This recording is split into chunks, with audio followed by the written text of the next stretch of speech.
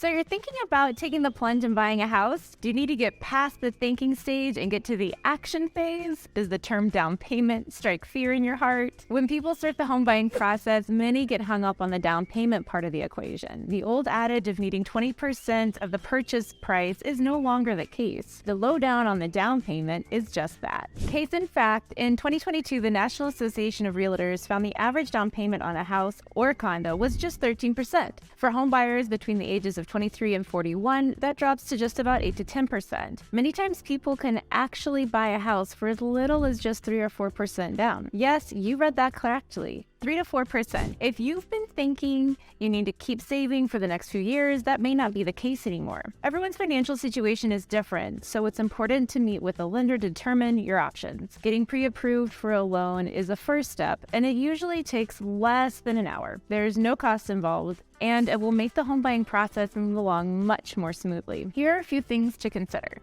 Low inventory means it's time to get creative. It's been a seller's market in Denver area now for well over 5 years. Home inventory is at an all-time low and prices have increased dramatically, but it's not all doom and gloom for potential home buyers. As evidenced by the number of closings each month, people still are successfully finding homes to buy. If you're like most people, you need a loan to buy a home, and that requires a down payment, which will dictate what your loan looks like. You'll need to have a good understanding of your finances and savings plans when meeting with a lender. The qualification process will require documenting your income and any gifts family or friends might provide, tax refunds, and also your expenses, so your credit cards, student loans, car loans, etc. Your credit score will be evaluated, so you may want to know that ahead of time. Keep in mind that to qualify for a loan, you need a score of 620 or higher. However, there are other loans available for people who don't meet the 620 threshold. Home ownership across the U.S. is a 4-year high according to Statista. The current rate of home ownership in the U.S. is at 65.9%.